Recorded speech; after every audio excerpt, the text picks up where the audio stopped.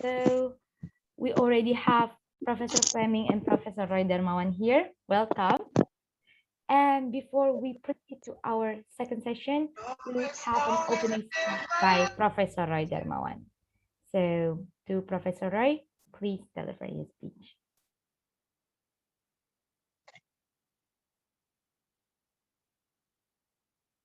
Assalamualaikum warahmatullahi wabarakatuh. Good night and very good morning for Professor Brandon Flemming. Salam sejahtera, Om Swastiastu, Namo Buddhaya, Salam Kebajikan. Our honorable resources person for the Europe and American Conference and Exchange Program, organizer and participant of the Europe and American Conference and Exchange Program, brother and sister. Technology cannot be dreamed and broke in just like that, not like buying an item in supermarket. Maybe once or two technology can be bought, but do not reach the technological society and the knowledge society. To become a nation that masters science and technology, we need to place innovation as the lifeblood of our nation, where we must able to become of innovation nation, a home for creativity and innovative human. Professor Brandon Flemming, very nice can meet you again in the Zoom. I think we met more than 8 years ago, also with Mbak Dini Hajarahmah. Now Mbak Dini Hajarahmah is also lecturer in School of Business Institute Teknologi Bandung.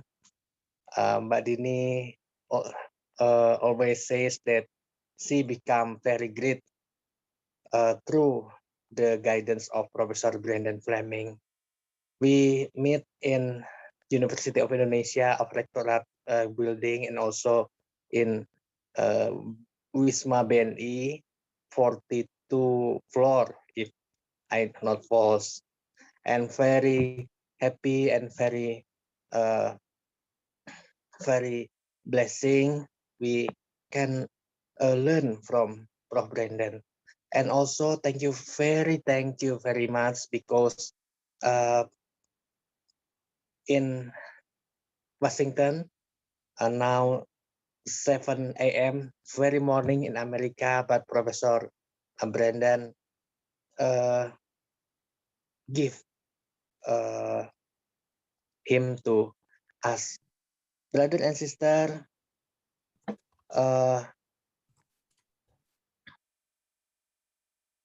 a famous rice singer also created the title song. The lyric are very famous. Keep being a star in the sky, so that your light can shine on his word. Orang Indonesia tahu, Bro. Tetaplah menjadi bintang di langit agar sinarmu bisa menerangi alam ini.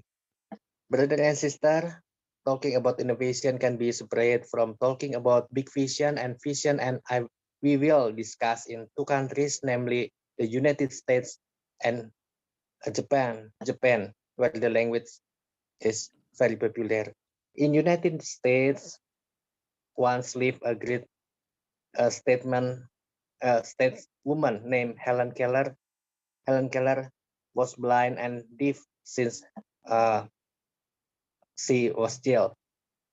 Helen Keller was one asked, Helen, what is worse than being blind? Ya, apa yang lebih buruk daripada dilahirkan buta?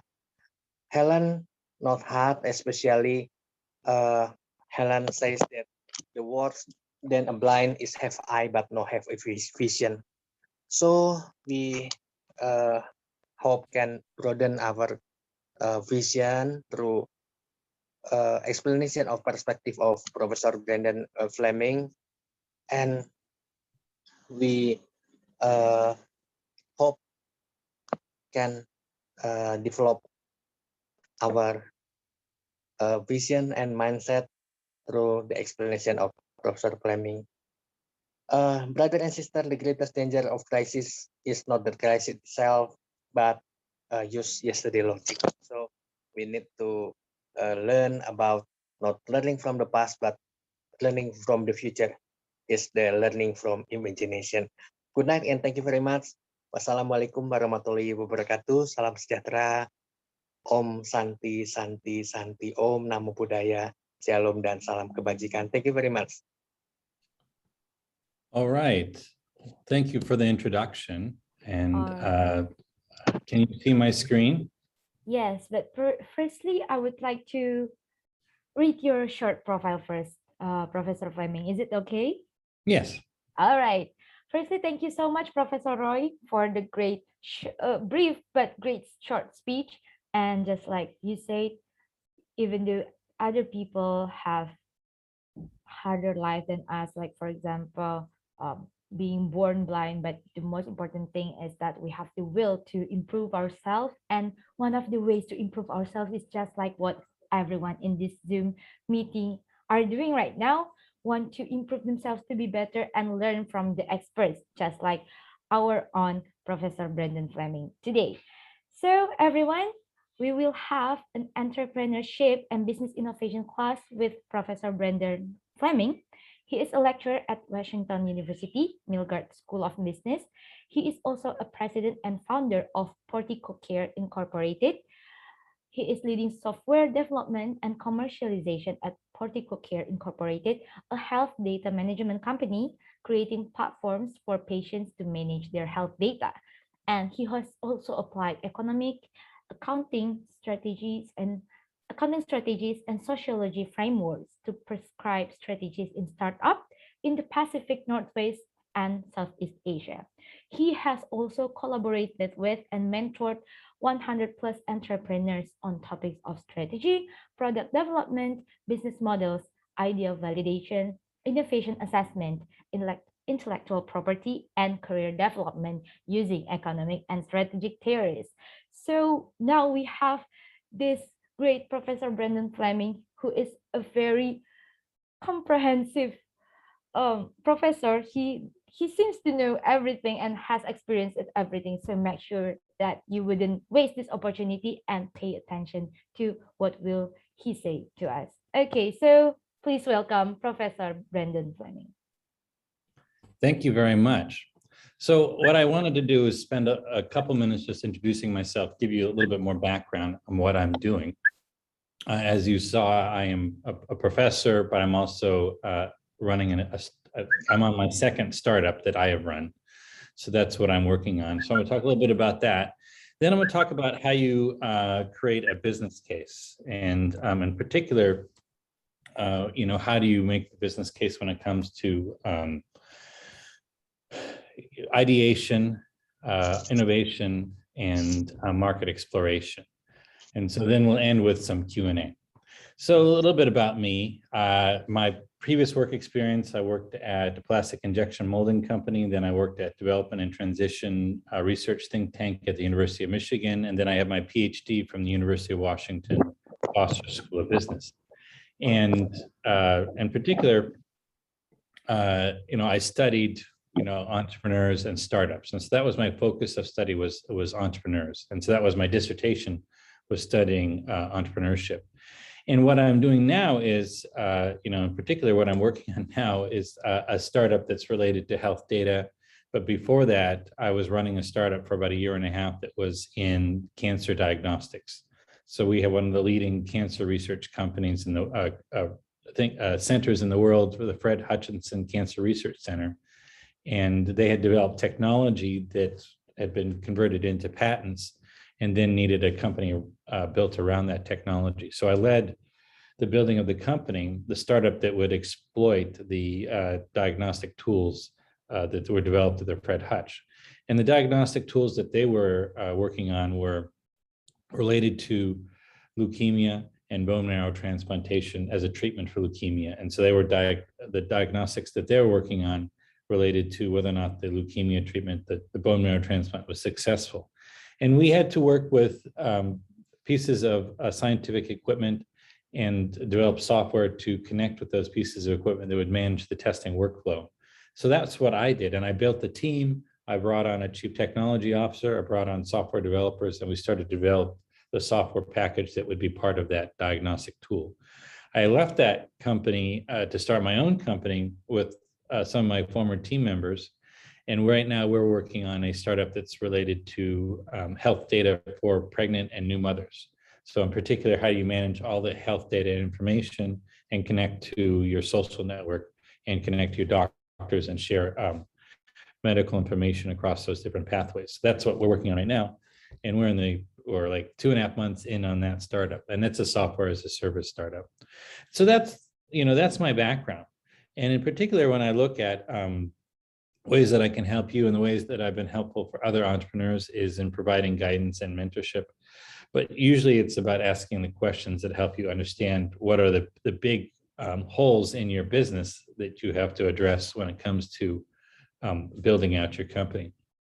And having interviewed a number of startups in Indonesia, it's amazing how much entrepreneurial spirit there is and so much opportunity to develop businesses in Indonesia, given that there are a lot of structural opportunities, in particular, when it comes to software in platforms. I remember interviewing Bukalapak and Tokopedia, and how they're exploring e-commerce in Indonesia and the increase in demand for travel. All those create lots of opportunities for startups in Indonesia. So as you start to work on your business plan, I can start to help provide you some guidance on that. So when I look at the key to any startup, and in particular in the US, the way we think about it is what's the value proposition and what's the core business case, right? And for the most part, we're using the lean canvas, which I'll show you in a moment, to model our thinking when it comes to ideation. Ideation means looking at all our different possible ideas and how we could possibly create new businesses from those ideas. And so we use the lean canvas framework. So I'm going to talk about that. We also do customer discovery. So we do a lot of observation. So we study the customers to see what are the key pain points that they have. And then how do we create offerings that will address those key pain points? And I'll give you some examples of that. And ultimately, there are 3 steps. You have to assess the market and the customer. You have to define the business model by which you're going to create the value for the customer. And then you have to show what your unique value is, right? And so when we think about that first step, which is how big is the market? For a startup, you have to determine, is there enough of a market there for you to cover the business operations? If there isn't enough demand or if the market isn't large enough, then it's not worth your time because you'll run out of money quickly. And so that we're always paying attention to how are we looking at the size of the market opportunity, and if it's large enough for us to operate. If it isn't large enough, then we pivot to other markets. So that's how we start the process. So when we do opportunity recognition, the steps are assess the market, define the business model, and then create unique value. So what do I mean by market assessment? So in a big company, we start by thinking about what's the total addressable market? What's the universe that we're operating in? So in my startup, we were in cancer treatment and diagnostics. That was our total market, right? And there might be $15 or $20 billion spent across the whole world on cancer diagnostics and treatment. But our service available market, which is the segment that we're focusing on, was primarily just diagnostics. And so here we're looking at, what types of diagnostic tools we have for either detecting whether you have cancer or whether the cancer is recurring or whether you're recovering from cancer. And then ultimately, what part of that market we're going to have. So a big company thinks about what's the total market that they're involved in, what's the sector that they're involved in, and what percentage of that market they're going to have. And if that percentage isn't large enough, they're not going to be interested. When we look at an example here, so we think about servers. Servers are the computers that we access when we go on the cloud, or maybe we're at work or at school and we're checking our email. Servers are the computers that sit usually in one room on campus, and all of our email and our content is stored on them.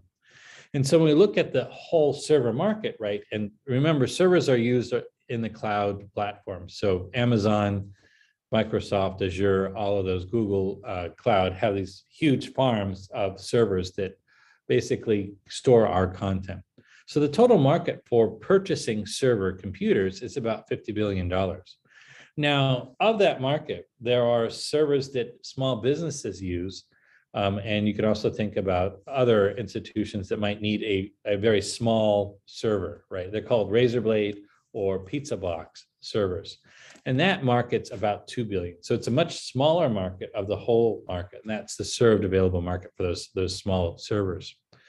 And if you're a company and you want to manufacture servers and you're expecting that you can get a 10% market share, well, then that's a $200 million business on an annual basis. And so the company has to ask, is that large enough for me to want to be involved in? Now, when we pivot to the startup vision is very different, right? So it starts from the same premise, which is we're looking at the total addressable market that we're focusing on, then the served available market, what's the sector that we're involved in, and then the final addressable market. And as I said, with my startup, we could think about all the money that's spent on cancer and diagnostics, then we can look at specifically diagnostics, and then we're looking at a very much smaller segment, which is cancer diagnostics for leukemia patients that get bone marrow transplants. And then the question is that small opportunity at the end. When we ran the numbers, we were looking at a $5 to $10 million opportunity just in the US. For us, that was more than enough. But maybe for a large company, it's not enough. And this is what happens is big companies will avoid these small markets because they're not large enough for them as given their size, right? Whereas startups can say, with an opportunity that's $1 to $5 million is good enough for us to justify entering the business. So that's what we talk about is we have to determine that final addressable market, that segment that we're going after is large enough that we could be profitable. And for startups, that can be a much smaller number than a large company. And that's why there are so many opportunities, because the big companies avoid these small opportunities, right, that startups then can attack and go after. But still, you have to find if the final addressable market is too small, maybe a $15,000 or $20,000 annual opportunity, that's not enough because you're not going to get that right away. So you want a final addressable market that's large enough to justify your effort that eventually you can capture. So that's the first step, is assessing the market. And you usually use available data resources, publications that talk about the industry, and they start to estimate the total market for each of these opportunities. And you can think about like e-commerce in Indonesia. Is there enough opportunity to support two big companies, Bukalapak and Tokopedia? Well, it seems to be it's very large, right? And there's lots of other smaller e-commerce platforms. And so what you think about is if the market is large enough, then there can be lots of players, right? Or if it's small enough that the big companies are avoiding, it's big enough for you as a startup. And so this is the question that most venture capitalists ask is, what's the size of the opportunity? And they'll use this type of framework to explain it. And so when we think about that target market, right, what is my estimate of that market? Is it the number of people who are buying new shoes? Is it the number of people who are ordering music, songs, and downloading, right? So what is the number that you're using, and who is the most likely going to be the buyer of my services? So you think about how big is my universe? How many customers can I reach with my sales channel to give them the resources I have?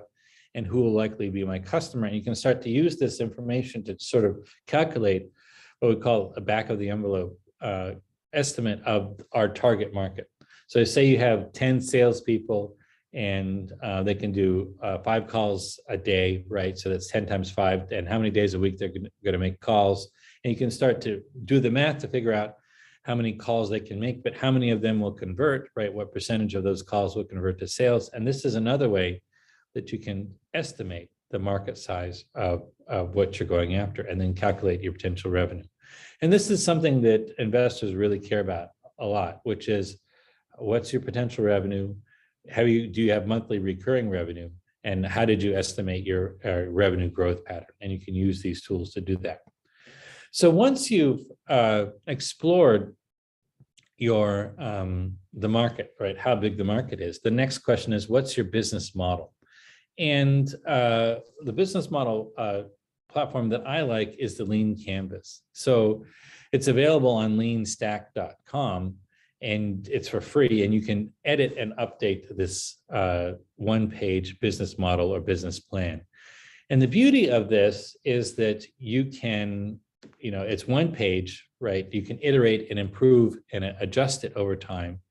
But the idea is it maps the key parts of the business model in one page. And the way it works is you start with the customer segments and the problems of those customer segments, and then you work in. And it's very intentional that that's where you want to start, because that's about customer observation. So when we were working on our current startup, which has to do with health data and access to health data. So when you go see the doctor, you usually get paper or digital copies of your records, and maybe they did a test or two to assess what's going on with you. And so you have all this health information, but it's very hard to make sense of. And so we started looking at segments of customers for which data management or health data is particularly important. And we targeted new mothers that are pregnant, and mothers who recently had babies, because they tend to be they have lots of appointments, lots of tests to assess whether or not the pregnancy is going to term well. And they're also avidly looking at that data, trying to make sense of it. So when we started interviewing pregnant mothers and recent mothers, we started seeing different patterns of behavior, different types of customers. So we saw mothers that were constantly reading up on the internet and learning about their pregnancy, trying to manage the pregnancy as much as possible, constant communication with their doctor, always wanted to understand what the test results meant, right?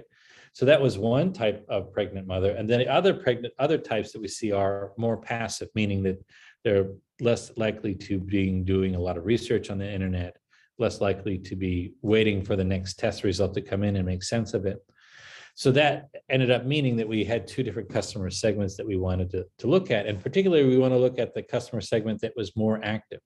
So when we started interviewing the pregnant mothers who were really aggressive when it came to managing the data around the pregnancy and interacting and learning about how to be healthy, we saw 2 to 3 problems. One problem is that they would see lots of different doctors, and those doctors would not talk to each other. So they would be communicating information from one doctor to another, whether it was their obstetrician, their nutritionist, whatever it was. And so they had a problem of communication. Another problem that they had was understanding the different medical terms that were being used to describe either the test or the test results or what the doctor was saying. So they didn't understand the medical language. And so these were the 2 main problems that we saw. And so as we started thinking about, well, what could we do, is we could create a platform whereby you could upload images or PDF or text versions of your patient records and store them in one place. And then using machine learning and artificial intelligence, read those documents and identify the key terms that are being used by the medical practice in those documents, and then connect those to resources that give you further reading on them. So that was one unique value proposition, is we are a platform that connects all of these different pieces of information in one place. The other is that the records are portable, that you can store them on your phone, and then you can share them with family members, such as if you're sharing an ultrasound of the baby, you could share those through other platforms. So as we started thinking about it, we worked from the outside in, and we're working with customer segments, interviewing them, studying them, identifying their problems, figuring out what would be the features that would start to address their key problems, and then what is a unique, compelling reason to exist. In our case, it's a single platform for the mother. And then you start working to the other parts, such as what are the channels by which you're going to reach pregnant mothers? What are the key metrics for how well your business is doing? Monthly recurring revenue, how long they use the app, frequency of using the app. What is the unfair advantage that you've got? So we have a number of doctors and researchers related to health data that we can create added value. And then how are we going to monetize it? So we look at the revenue streams. Here we're looking at, it's a freemium, meaning that it's a free, but if you want to have additional features, then you have to pay. So, it starts out that you're trying to get lots of users who will use the platform for free, and then convert some of those to the premium version with premium features. And then what is your cost structure? We're a software as a service business. So software service as a service businesses have a fairly standard structure, a software development costs, equipment costs related to software development, all of those. But you can map all of them onto this one pager. And when we think about, when I work with startups, this is usually how we communicate about the startup is, let's have you do your one pager and go through your lean canvas. And then once you populate it, then we can start interacting with it and seeing what are your assumptions and what may or may not be working. So going back to unique value proposition, the key to coming up with a good value proposition for a customer is understanding them, right? So doing user observation. So often recording and studying the customer while they're using the product or service. So everyone's familiar with Starbucks. Starbucks is a local company here in Washington, and they spend a lot of time doing customer research and observation. So in every store that they own, they have video cameras that study, the buying patterns of customers. They're looking for the behavior they don't want, which is customers getting in line and then leaving because the line is too long. So they do a lot of work on designing so that people go through the lines quickly. And so they do a lot of customer observation, and they understand the different types of customers that they have and at different times of the day. And so that's the job of an entrepreneur, is to get to know your customer and to study what is important to them, what are the pain points you observe, and what are the pain points that they talk about. And then you map their pains and what are the gains, what are they trying to do? So when you look at people standing in line for coffee, not everyone is working for the same goal. So some people are in line because they're getting coffee because they need the caffeine to be up for work. Some people are in line to buy coffee for others who are in a meeting or event. Some are there to buy food. So everyone has usually if you look at that line of customers at Starbucks, they have a different reason for being there, which also means that they have different pains and possible gains that they're trying to solve by waiting in line. So you have to connect your offering to the pains of the customer, right? So as I work through my current startup, we are trying to study the customers. We are conducting interviews with pregnant mothers and recent mothers to identify what are their top problems, and then observe how they, navigate all the data sources that they have when it comes to being a pregnant mother, from all the results that they get to all the paperwork that they get from all the doctors and nurses that they see along the way through the pregnancy. And then how are they managing it today? What are the problems that they have? And then how can we create an offering that negates or eliminates some of those problems? And so that's how we work startups here. And when I work with startups in Seattle in particular, I always first ask, well, who's your customer segment? Have you done user discovery and user research? What are their key pain points? And how are you addressing those key pain points? That's usually how I start out in my discussion with their business model. And so once you complete a draft of this, you can continue to iterate and update it. And I would encourage you to go to leanstack.com and set up an account, and then it's free. And you can start modeling your different business plans. And the author of that website also has lots of great material. So when we look at studying the customer, right, we talk about the AEIOU activities. What are the things that they're doing, right, or engaging in? So people standing in line is an activity, right? And the goal of that activity is to get your coffee at the end. Why are, in our case with our startup, why are pregnant women, going online and reading about different medical terms and stuff? It's because they're trying to understand what their test results mean, right? Because they want to have power over their pregnancy and the health of their pregnancy, and they want to have a healthy baby, right? And so what are the different environments in which they are interacting with all of their health record when it comes to the pregnancy? So it's the, being in the doctor's office, is one environment. At family's house, where they're talking about, their medical results with their mother or their parents. It's at their home when they're talking about it when they're with their spouse about, what they found out from the doctor, right? And they're communicating. So there are different environments in which they're operating. Who are they interacting with? So we see that they interact with doctors, they interact with a host of doctors. There's the obstetrician, who's the specialist. There's the general practitioner, there's the nurse practitioner. There are all the other entities that are involved that they interact with at the hospital. But then at home, they interact with their spouse, they interact with their parents, right, as they're communicating information. And what are the objects, right? So the things that they use, well, they use their smartphone, they use their laptop, right? Some women have like a folder where they store all of their medical records to try and organize things, right? So these are the artifacts that they're working with. And in one way or another, who is using all of this information? We know the doctors are using the record, but also the patient themselves, the mother-to-be, is using the record. And when they're sharing those records with others. So we can use the AEIOU as a way of organizing our thinking when it comes to studying the customer. And then we look at, the relationship that every customer has in the customer value chain. And where are there points in this value chain where there could be breaks, right? And in particular, we know that search is a major problem for pregnant mothers when it comes to reading up on medical terms and understanding how well their pregnancy is going. But for any process for any relationship a customer has with a product or service, there's this connection of events, right?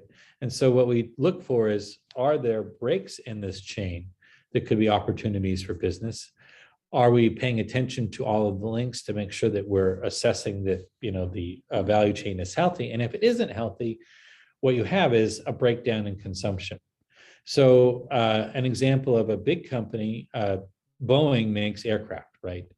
Maybe not the most reliable aircraft all the time, but in Airbus, they make aircraft. And what happens is they discovered that airlines weren't buying aircraft. There was a decline in demand. And when they studied it, the reality was that the business model for airlines was that they operated at very thin margins. And so they couldn't finance the purchase of aircraft. So what happened was Boeing and Airbus created their own credit agency to finance aircraft purchases.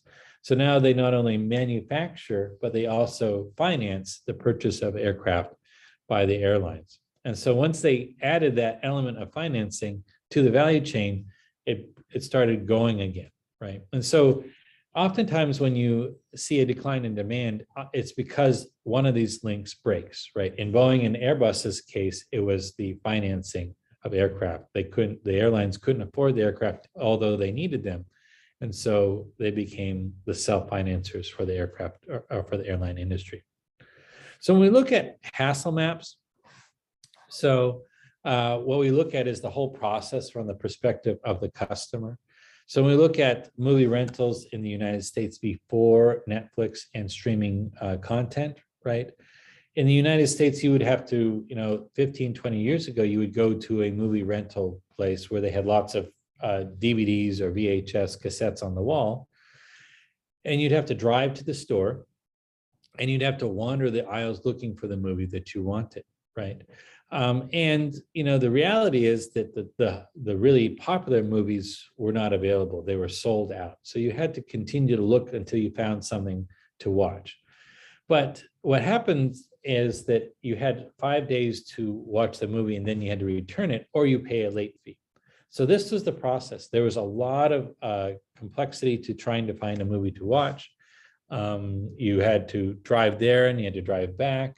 You had to search and identify movies. Oftentimes you got movies that you didn't want to watch because the popular movies were out, and you ended up paying late fees. So this was the value chain from the perspective of the consumer of movie rentals before Netflix. So what happened with Netflix is they said, okay, well, there's got to be an easier way. So they came up with a mail delivery model where you didn't have to drive to the movie rental store. You went online to a website and you created a list of movies that you wanted. And then as they became available, they would mail them to you. And so now you don't have to drive. Now if you want the movie you want, you can just wait until it gets mailed to you, right? And when you're done with it, you return it in the mail and there were no late fees. You just only could have 1 or 2 movies out at a time. And so you would mail your movie in, and then eventually your next movie would come in, but you would never have to pay late fees. So this created enormous value for the customer. And they went beyond that, of course. Now we have online streaming content where they actually are creating content and filling in more holes, right? Because you go to the movie rental store and they didn't have the movie of the style that you wanted. Now they're creating that content. So this is what we do with startups, is we look at, from the perspective of the customer, what are all of the different steps in the process to using and consuming the product or service. And our job is to reduce the steps and the complexity. And when we do that, the customers reward us by shopping at our store, buying our products and services, and preferring our products and services over the competition. And so when we work with startups, in particular, when we're trying to study opportunity recognition, right? The first step is that they have to find a market large enough to interest our key stakeholders, whether it's our employees, ourselves, or anyone else who's supporting our startup, right? So that's the first step, is the market large enough to support a business that helps all of our stakeholders be successful? Then what is the business model that fits, right? So when we look at, looking at the customer and the segments, and then the pain points, and then what's the offering, and what is our unique value proposition, and how we're going to make money from it using Lean Canvas, right? So we work on creating a model that fits for the startup and for the customer. And then lastly, have we connected our unique value proposition, the reason why we exist, to the needs of our target customer? In the case of Netflix, right, their value proposition is you don't have to drive, you don't have to pay late fees, right? And you can be at home and the movies will be delivered to you. And then when you're done with it, you put it in the mail. So that was a very simple, powerful value proposition. And so that drove high demand for Netflix here in the United States. So that's the process that we work through with startups here when I'm teaching and mentoring startups in the Pacific Northwest. And I've also, and I'll give you the PowerPoint deck, so you have this PowerPoint deck. I want to show you a few things in the deck before I go to questions. There's hyperlinks. So there's a hyperlink to a great video on how you study demand. So I definitely would recommend watching that. So that's a great link. Another link in the PowerPoint, let me go earlier. So the business model canvas, this is also another embedded link. So if you go here and you open this link, it's going to take you to Lean Stack, right? And I would definitely recommend, if you're an entrepreneur, you're interested in it, download the PowerPoint and access this. You can get started, it's free. And it allows you to edit, and they have a digital version of this that you can edit and share with your team. So when I'm teaching an entrepreneurship class right now, I have all my students, I put them in teams and they've logged in and they created a Lean Canvas that they're interacting with and editing. And there's lots of free teaching courses and content in it once you sign up that I totally recommend you explore. Let me see if I can pull up mine real quick. I know I want to give you some an opportunity to, I'm going to go to my company's Lean Stack, right? So I can sign in real quick, and I can show you what it looks like on your side. So here, free courses, right? So you can go through the foundations course, like I've done with my team. You can create a Lean Canvas, right? And in our case, we have multiple Lean Canvases that we're starting to edit. So we have more than one, that we're working on. You can see we're editing those. But there's great. So all these are like walkthrough courses. But this is, again, it's free. So I totally recommend it. There is a pay-for version that you can wait on until you have revenue. And it's $99 a month for a team up to 10 members, but you don't need to pay for it. You can access a lot of this content for free. And then going back to, I think, another great hyperlink I've got here that you can access when I send Roy the PowerPoint, right, to share. Right, this is a video, Osterweiler, who created the business model canvas, originally walks through how you map pains to gains and create value propositions for your customers. So there's some additional information that's embedded in this slide deck that you can use.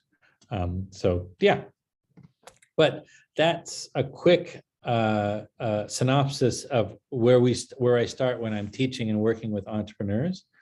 And you'll have the slide deck. I'll send that to you, Roy, right after the call so that you can share it with everyone. But I know I was looking at the schedule. We needed to save enough time for you to ask questions.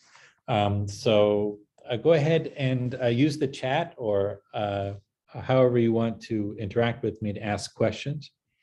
And I can answer any questions that you've got. I've studied entrepreneurship both in Southeast Asia, Indonesia, of course, Singapore, and to some extent Vietnam. I've interviewed the people at East Ventures, famous venture capitalists there in Southeast Asia, as well as working with ventures here in the Pacific Northwest. So what questions can I answer, or what questions do you have related to entrepreneurship that I could answer? All right. Thank you so much for this superb presentation, Professor Flemming. And it's really great to see you in the morning with this much energy, and our friends here in Southeast Asia already almost 10 p.m. now, Indonesian West time, but all of us are very, very energetic and excited for this whole presentation. Okay, so we already have several people raising their hands. First, to Ms. Nurul Inayah, you may ask your question. Okay, all right, thank you for the opportunity and nice presentation. So actually, I'm very interested when you mentioned that you decide to make your own company, because these days many people want to make their own company but too afraid to start. So would you like to share to us what is your motivation to make your own company, and how to make yourself believe that you can make your own company? Thank you. Yeah, so we talk about, there are three things that tend to happen when you become an entrepreneur. You observe something that is a problem, right? You either personally observe it or you see someone else has a problem, right? And then you are motivated, you have some type of motivation to solve that problem, right? Meaning that either it's a problem that it's hurting your family, or it's hurting a friend, or you personally want to do something about it. And then you narrow it down to something that's really focused that you can handle, right? So you don't start with, e-commerce for hundreds of millions of people. We start with e-commerce, maybe with my small friends, friend and friend network, right? So we start small. So those are the three things, the three ingredients that lead people to become entrepreneurs, which is you observe something, right? Or you see something as a problem, then you are motivated to do something about it, and then you focus on something small. And that's how you get over the inertia. Is if you do something small, it's not as risky, right? And so that's for us, right? When we were sitting down with the startup ideas, like, well, what would be a small focused thing that we could do for the larger problem? So health data is a huge problem, right? How you manage your health data, how you have access to your health data, medical records, that is a huge global problem, right? And it's a problem for doctors and it's a problem for patients. And we can't grab the whole world, but we could focus on a very narrow slice of our friends, because we had friends who were pregnant who were talking about this problem. So, well, this is something small that we could focus on. And so that helps overcome the fear is, just take something small and focus on it, like my small friends group, small problems, right? And then later build to the larger problem. So that's how that's how I did it, right? I can't solve all of the health data problem, but I could focus on pregnant mothers, and that's what we're focusing on. It's smaller, right? But I was motivated too, and I saw the problem. So those are the three things that we know. Those are the common patterns for how people become entrepreneurs. They observe a problem, they're motivated to solve it, and then they tackle a small part of it, right? And that's the recipe. So pick something. If you see a problem, great. If you're motivated to fix it, great. Then the next step is find a small piece of it that you start to play with, right? And then you can later work up to the big problem, and then it's less scary. I know I've got questions in the chat. I don't know. I'll let you moderate which ones you want me to respond to. Okay, so Miss Nurul Inayah. Thank you for the answer, sir. Okay, thank you so And much. I'm also motivated now. Sorry, I couldn't catch that. What did you say? The last part? I'm also motivated now to start solve some problem and for the smaller and then back to the large problem. Yeah, start small and then work to a bigger problem. Thank you so much, Ms. Nurul Inayah, for the question. And actually, I want to add a bit to her question, Professor. So we should start small for the problem, right? But how about the consumer target? Should we make it specific too? Or can we target a lot of people? So if you go back to the, let me go back to the, this model here, right? So you can have the whole world as your total addressable market, right? And then of that, you might say, oh, I'm just going to focus on Jakarta as your service available market, right? And then when Jakarta, I'm only going to focus on commuters that commute for more than an hour each way to and from work, right? That's my target market, right? But eventually I might want to work my way up to the larger market, right? And so you always talk about the larger market, like the hundreds or millions of people, right, in terms of the broader market. But then, you know, when you're starting, you have to start somewhere, right? And so that's how we orient it. So you want to keep that knowledge of the larger market and the segments. And then what you want to show is a story of how I'm going to start here and I'm going to work my way up, right? And that way you're not abandoning the larger market. You're actually connected to the larger market. Does that answer your question? Yes. Thank you so much. Okay, so the tip from you is start with something small, but be mindful of and be connected with the bigger problem or the bigger market for everything. And show your pathway to that larger market. Yes. Wow. Thank you very much, Professor. Now I would like to read the question in the chat box first. So there is this question from Miss Auliatul Muslimah. Thank you, Professor Brandon, for the nice presentation. So my question is how to maintain the stability of our business development in this current era, especially with the increasing number of business competitors that are increasing from time to time, especially for new entrepreneurs. So, you know, at the core of this is, you know, I think embedded in the era is the era of COVID, right? Which we know now is not going to go away, right? It's going to be a persistent, this isn't a temporary, this is a permanent state of being that will be living with COVID for years to come, right? Just as we lived with polio for years to come and we've lived with malaria and others, right? This is a disease or a vector that will consistently impact, right? But the nature of the impact will change over time and hopefully lessen. Now, beyond that, right, we know that the other way we can think about the era is the era of digital and now more and more remote work, right? So that digital and remote work also is a reflection of the impact of COVID, but also the nature of work is changing. So to some extent, that makes it easier to start a company because you don't need to locate anywhere. You can start the company from home. And so that's why we see more startups right now. We know historically there are more startups during financial crises in general because people lose their jobs or there's a change in their job situation and they have the motivation to start their own company. So that's just a product of the time period. So when it comes to the stability part, the way you create stable companies is by developing relationships with the customers so that they are keep a stable relationship with you, right? So building relationships with your customers keeps your business stable. And so how do you build relationships with customers? Well, getting to know them and studying them and making them happy, right? So a focus on solving their problems, and an absolute focus on that. And then, of course, making sure that you have a good business model that you can be profitable serving your customers.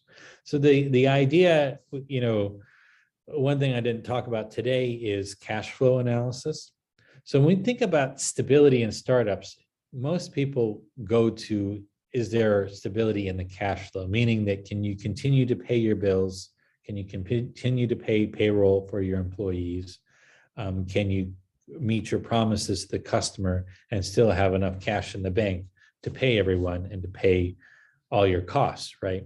And so when we do cash flow analysis, we look at, okay, how do we generate monthly recurring revenue? Because that is a sign of stability, financial stability in the company. And so that's something that, frankly, I never worked with the startups in Indonesia to see how they do cash flow analysis, right? And how they're managing their cash flow. But at a basic level, we all can kind of understand, how do we manage our own personal finances and our own personal cash flow? The company is a much more complicated version of that. And so when we're trying to understand the stability of the company, we look at the cash flow patterns and making sure that we're making good decisions so that the cash flow is consistent and we can reliably make our payments on our costs, pay our payroll, and so on. And if it's not stable, what's causing the instability? Is it because we're losing customers or having customer churn? Is it because we're paying too much for some certain components and so on, right? And again, remote work has reduced overhead. So companies are paying less in rent because they have less people in the facilities, right? And so they're reducing their costs. And for a startup, you can also start up out of your home and do remote work. And you can also do software development out of home. So you can reduce your overhead. That also has led to more companies coming in, but they're not doing always a good job of managing their cash flow. So this is a whole nother topic, but when I think of stability in my startup, I'm looking at my cash flow, right? And I'm looking at how my relationships are with my customers. And if I'm managing those well, my cash flow is healthy and I'm stable and I'm going to be more reliable than the competition. So then that helps me in defeating the competition. So I hope that helps answering the question. All right. Thank you so much, Professor Flemming, for the great answer. Okay, so the key is to cash flow and also customer service. So as employers, we have to be observant and identify the problems that may disturb the stability of our own business, right? All right, so now we still have several people raising their hands. So Miss Anna Ashley, you may ask your question. Thank you. Am I audible? Yes, you are. Firstly, I would like to say thank you very much for the presentation. This is the great presentation about entrepreneur. As we know that you will never get your courage for taking this opportunity, being the entrepreneurship, before you take a dream and you making a plan and you take a key for the success. And we know that before you take a key for the success, you will have several or maybe a lot of problems that you face, a part of the predictable problem that you have written down in the Canva. You will face many problems that are unpredictable too. So being an entrepreneur, my question is, being an entrepreneur, how is your talk when you have unpredictable problem that can be impact on your financial crisis or crisis, unstable or stable, especially if you have employee in your what is it, employment? Yeah, That's my question. Can you get my question? Yes, I did. So one of the topics that I talk about, and it's easier if I can show a visual of it, is the 4 boxes of knowing. Let me see if I can find that graphic so I can share that with you. Hold on. Here we go. All right, so it's this graphic right here. So in entrepreneurship, we have this problem. Let me see if I can blow this up. If I can get it. And just copy it and then get a blank page. Presentation. It'll be easier if I just show you what I'm talking about. So we talk about in everything, there is what you know, right? You know, I know that pregnant mothers are having trouble accessing their data, right? And they have these challenges. What you know, you don't know, which is I don't know what other challenges they have, or I don't know what other technologies they're using, right? And then there's what you don't know, which are the surprises. It's like, oh, we didn't know this. We just discovered it, right? And then there's the last box. This one is probably the most dangerous, is what you know but is wrong, right? What you had, it's an assumption that turns out to be false. And so in every startup, you're working through these 4 boxes. And they're more often not going to be different problems, right? So in my last startup, you know, what I thought I knew that was wrong was completely a surprise to me, right? And I can, for my next startup, try to, you know, plan for it, but I'll probably have a totally different problem that I never encountered, never anticipated, right? So as an entrepreneur, you're working through these 4 boxes, and they're just the reality. There is going to be stuff that you know, right? That's your skill and your background and your experience. There's going to be stuff that you can sort of figure out that you don't know don't know yet that you need to know. And then there's always going to be new information that comes in that's going to surprise you, that's going to say, oh, you didn't know that you didn't know this, right? But it's important. But I think the most dangerous one is the stuff that you think you know but is wrong, right? Because that has the most painful often impacts on a startup, because you're making statements to customers, you're making statements to your employees based on wrong information.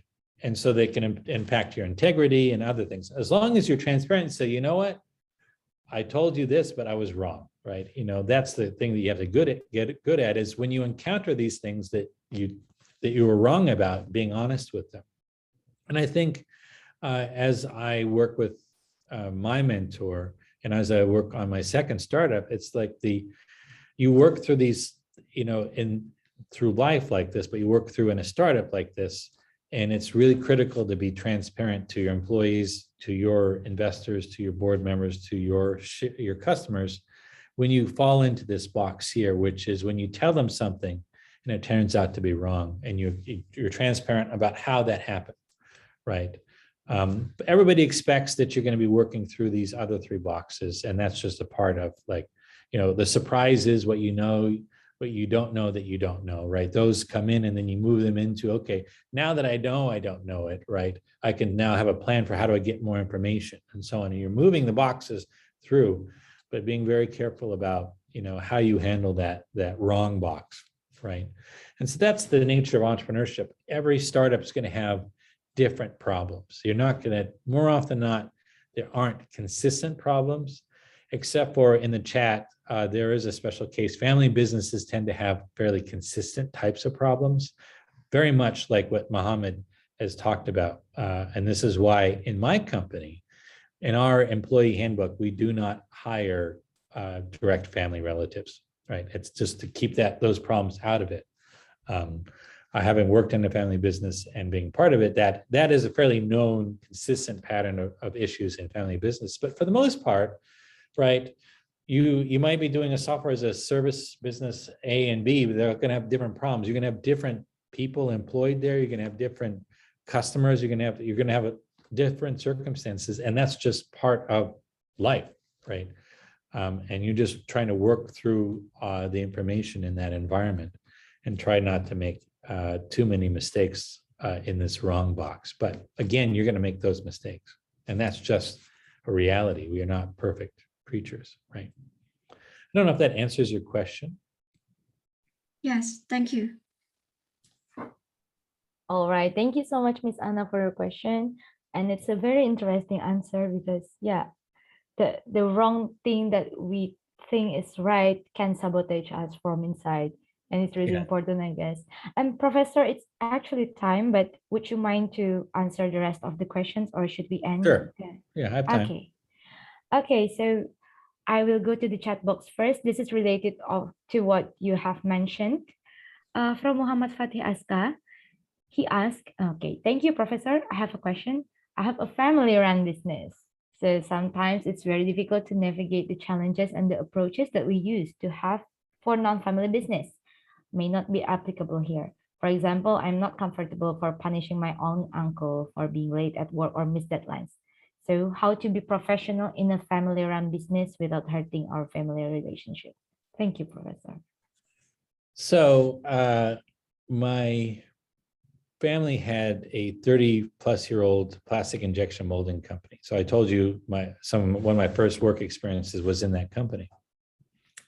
And the family was extremely problematic. Many of the same issues that Muhammad brought up here were present. And the reality is that it's not that businesses don't have emotions. People can be emotionally connected to your company and you can feel a part of the company, right? But those are different emotions than the emotions that we have towards family members per se, right?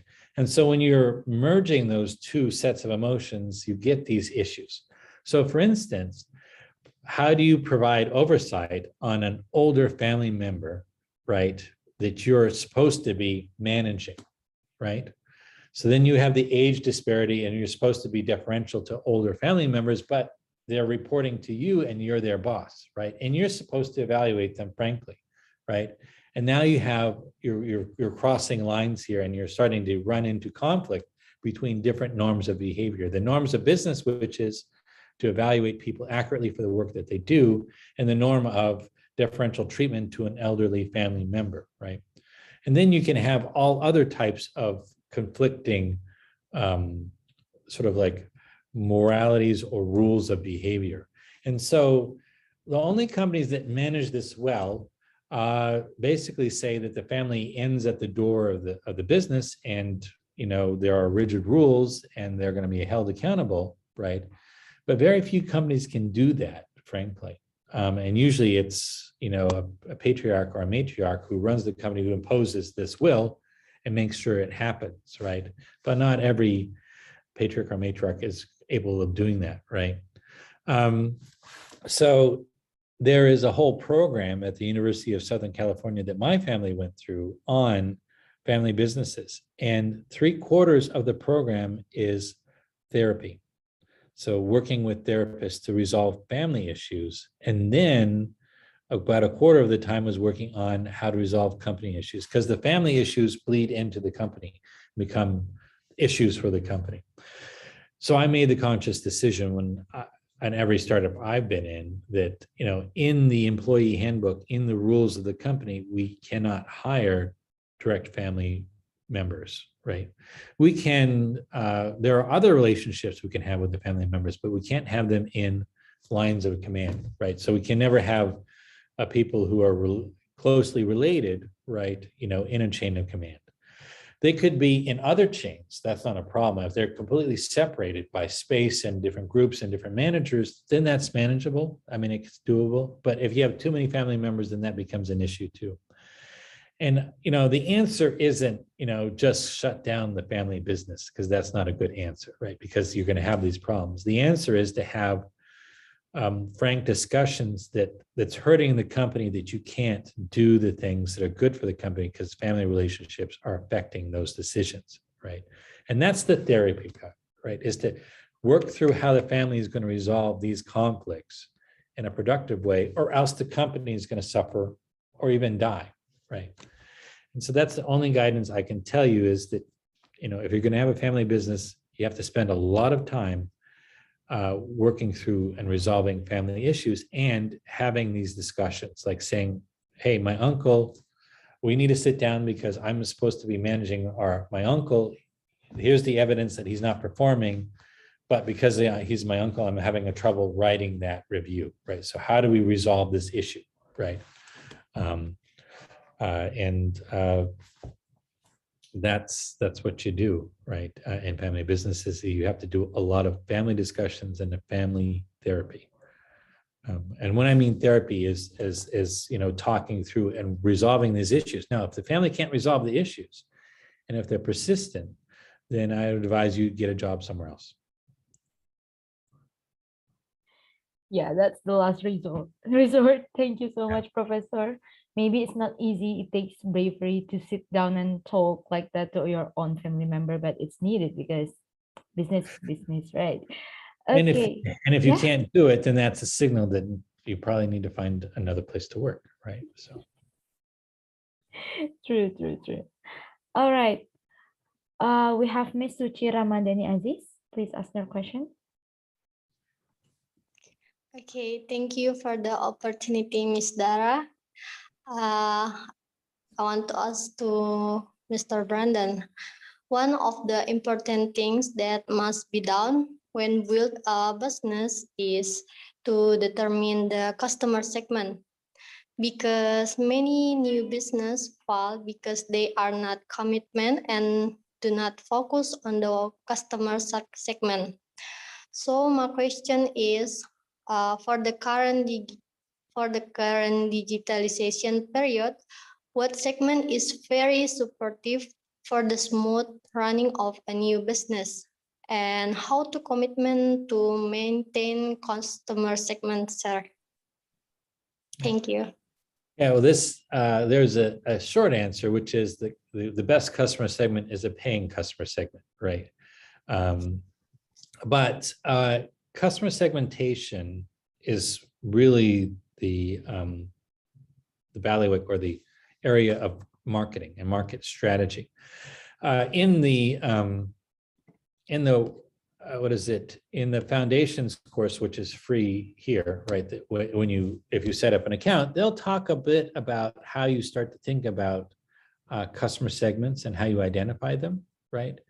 Both for digital and non-digital. So, what you're looking for, the simple way is you're looking for your paying customer, right? And then, but you could have multiple customers that pay, but they could have different patterns of behavior, right?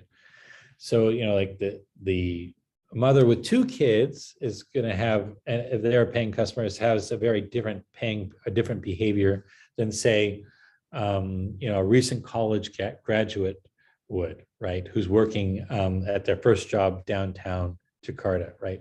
They might both be buying your product or service, but they're different because A, their household situation is different, but B, that their needs and their wants are also going to be therefore different. So when we look at organizing customer segments, we look at demographics, psychographics, right? Behavioral indicators that start to group them into sort of buckets or categories, right?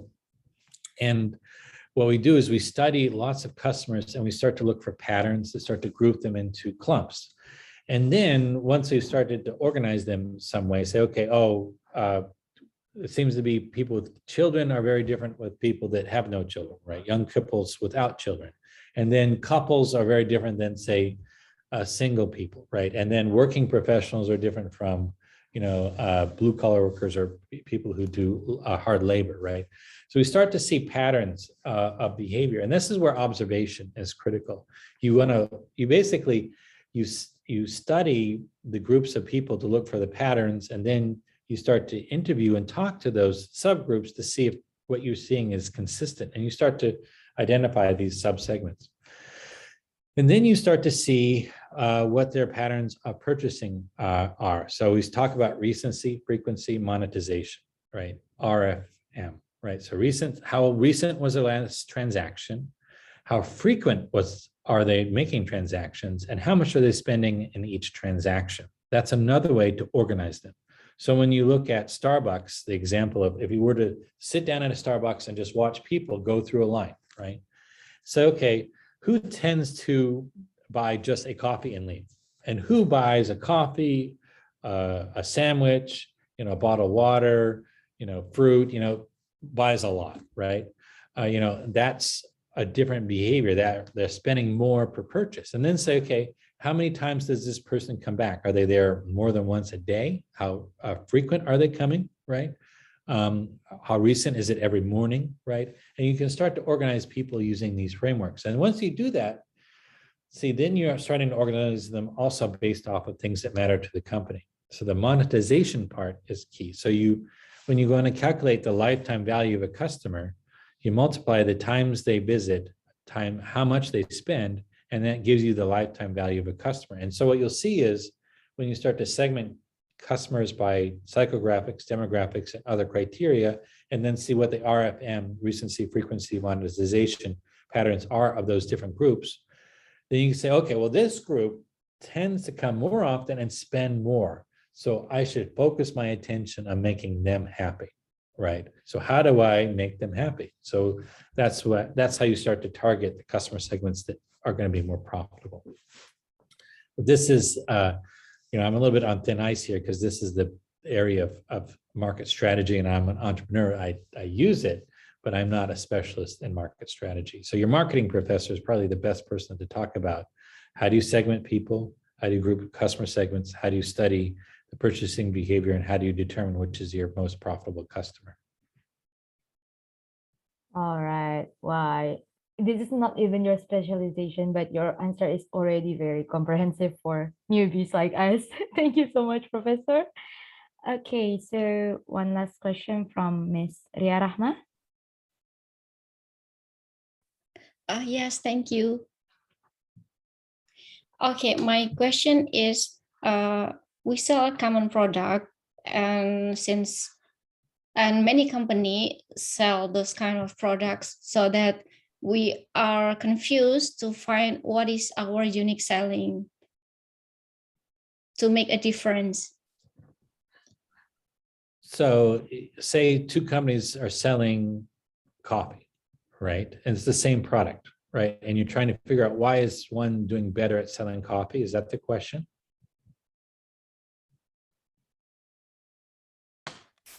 I'm sorry, could you repeat it again?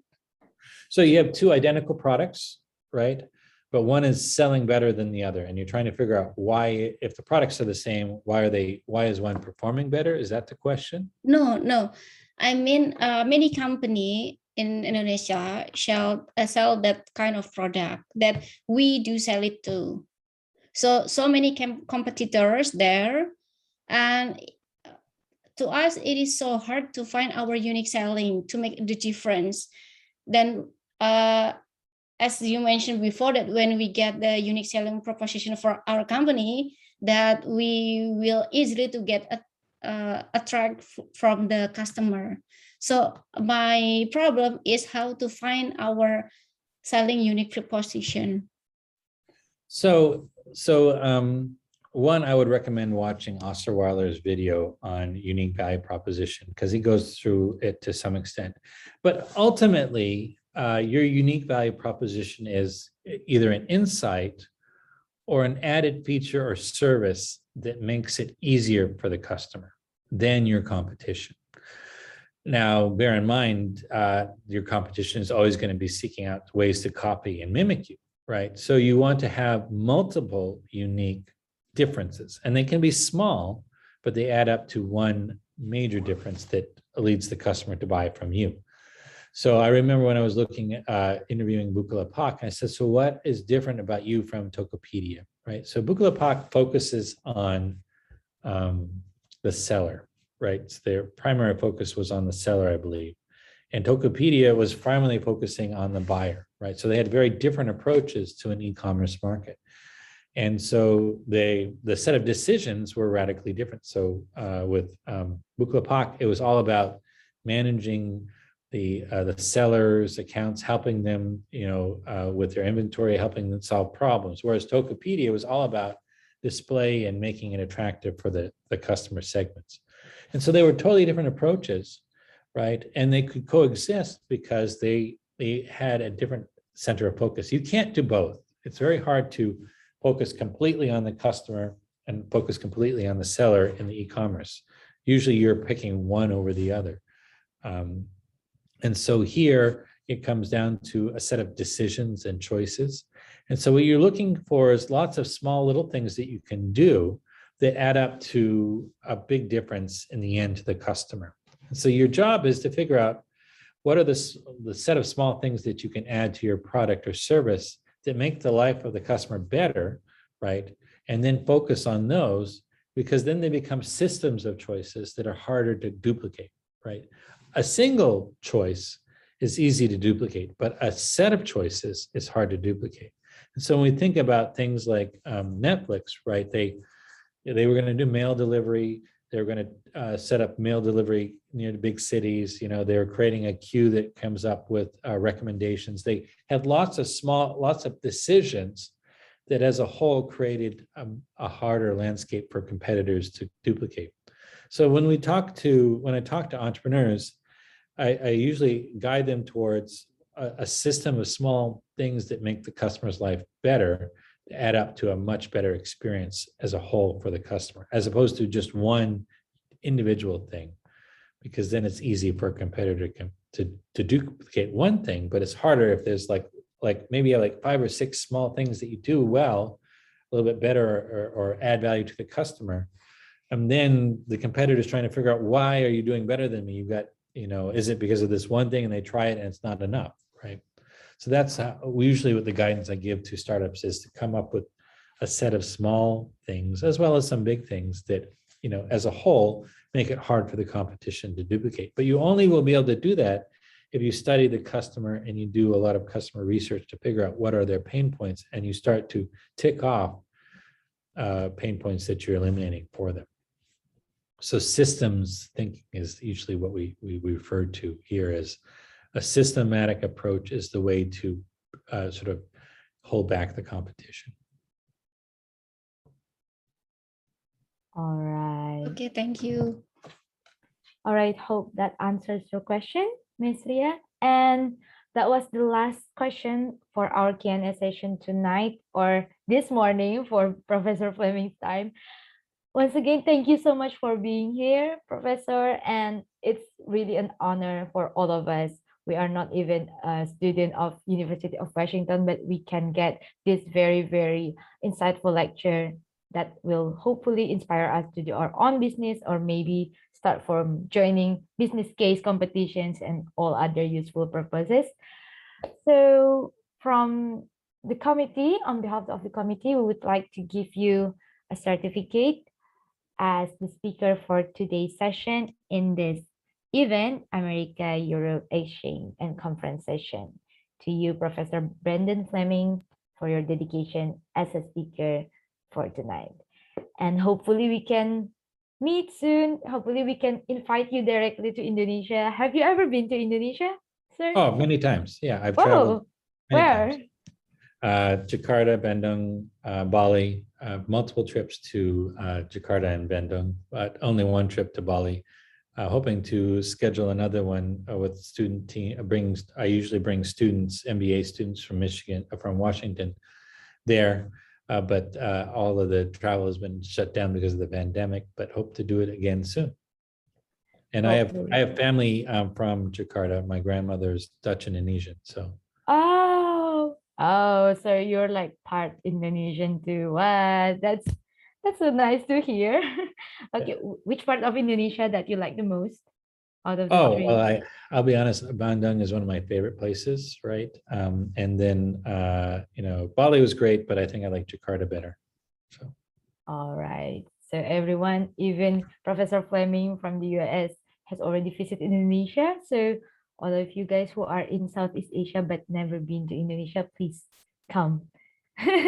All right. Thank you so much. And to keep this event in our memories, I would like to invite all of you to turn on your camera so that we can take picture together with one of the top professors in the University of Washington. It's really an honor for all of us. So please turn on your cameras if you can do it, so that we can have our photo session with our Professor Flemming.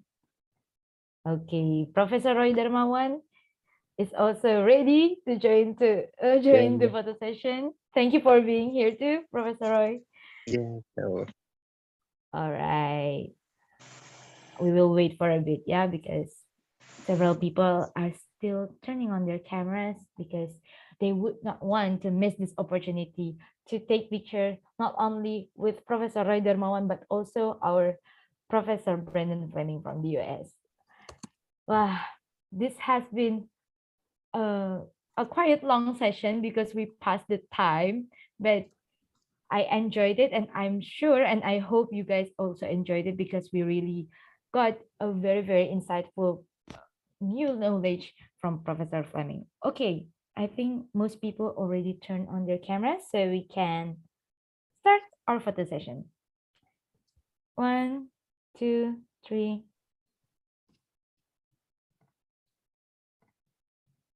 One, two, three. One more time. 3 is the magic number. 1, 2, 3.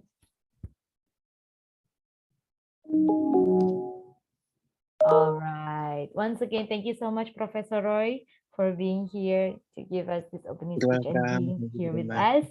Then, And also to Professor Brendan Fleming, thank you so much for sharing these great insights, your experience, and your knowledge to all of us. Do you Could you have? give me, so I'm going to email the slide deck to Roy. Is there another email address that I should send it to just as a, Oh, uh, to Professor you want Roy to give is me your fine. email as well in the chat so that I can thank you. send it? Thank you very much. Okay, sir. Thank you. In the meantime, I would ask the committee if there is the email, but for now, to Professor Roy is also fine. Thank you so much, Professor All right, Fleming. I'll do that. I'll do that right now. Take care, Yes. everyone.